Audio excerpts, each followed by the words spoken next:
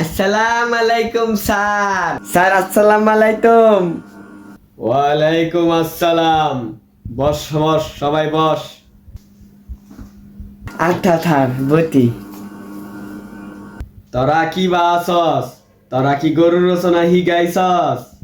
Sir আমি পালি, আমি কই, আমি পড়তি। হ স্যার হিকাইছি স্যার হিকাইছি। ওই কাশেম, তুই দাঁড়া, গরুর রচনাটা ক। গরু একটি গৃহপালিত পশু।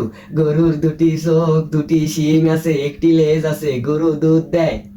হ্যাঁ, পারস পারস, বুঝছি। বয় বয় কাশেম বয়। ওই বল্টু, তুই দাঁড়া, তুই গরুর রচনাটা ক। গরু একটি গৃহপালিত পশু, গৃহে থাকা সত্ত্বেও এরা বাসায় থাকে।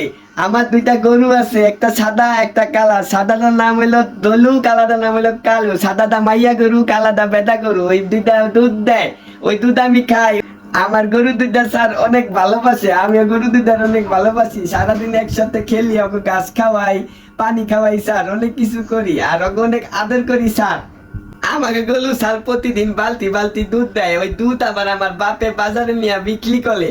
ওই দুধ আবার দোকানদাররা কিনা মিষ্টি বানায়। ওই মিষ্টি আবার দোকানদাররা বাজারে বেচে, পরে আমরা কিনাই না খাই। মিষ্টি অনেক ভাল লাগে স্যার, আমিও মিষ্টি অনেক পছন্দ করি। কি রে অরে কইলাম গরুর রচনা কইব, ওরা গরুর থেকে লোকে দুধে, দুধের থেকে লোকে গর মিষ্টিতে। কি রে হে মিষ্টি নিয়ে না আমি নানি বাড়িতে গেছি, নানি বাড়িতে খাইয়া সবাই কইছে মজা। নানি বাড়িতে যায় না আমি একদিন আম চুরি করতে গেছিলাম, পরে ধরা পড়ে গেছি, পরে আমার মার দিছিল অনেক। কি রে জীবনে তো শুনি নাই গরুর রচনা এটা। আরে স্যার আমি দৌড় দিছিলাম, দৌড় দিয়ে পরে সামনে একটা লাল গরু পড়ছে, লাল গরু আমারে গুতা দিছে স্যার। তাইলে আর দেখেন ওই লাল গরু আমারে গুতা দেয়, কিন্তু আমার বাচ্চার দুইটা গরু আমারে গুতা দেয় না। অবশেষে বুঝতে পারলাম স্যার গরুর ভিতরে উপকার ও অপকারিতা আছে, কারণ লাল গরু গুতা দেয়, সাদা আর কালা গরু গুতা দেয় না। তাছাড়া গরু দিয়ে স্যার অনেক কিছু করানো যায়। গরু দিয়ে স্যার খেতে আল বাউন দেয় স্যার। গরু আমরা কোরবানি এলে গরুর গোস্ত খাই, অনেক মজা লাগে। গরুর চামড়া দিয়ে স্যার ব্যাগ বেল জুতা সবই হয় স্যার। গরু কিন্তু অনেক গুরুত্বপূর্ণ প্রাণী আমাদের জীবনের জন্য। কি রে কয় কি হয়?